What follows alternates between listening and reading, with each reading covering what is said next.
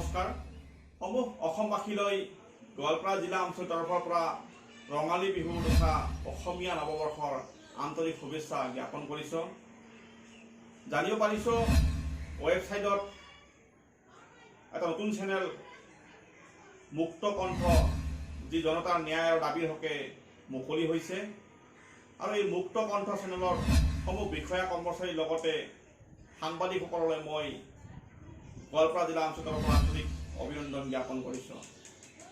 আমি আশা ৰাখিছোঁ মুক্ত কণ্ঠৰ সমূহ সাংবাদিকসকলে নিৰ্ভীক নিৰপেক্ষতাৰে আপোচবিহীনভাৱে তেখেতসকলৰ কণ্ঠ মুক্তভাৱে প্ৰকাশ কৰিব।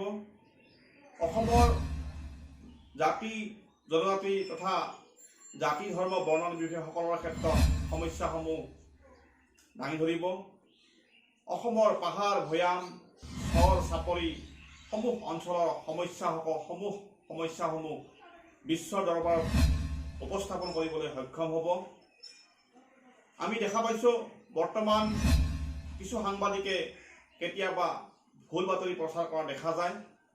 আশা কৰি এই মুক্ত কণ্ঠৰ সমূহ সাংবাদিকে যাতে কোনো ধৰণৰ ভুল বাতৰি প্ৰচাৰ নকৰে, সত্যক উদ্ঘাটন কৰি ৰাইজৰ আগত উপস্থাপন কৰে।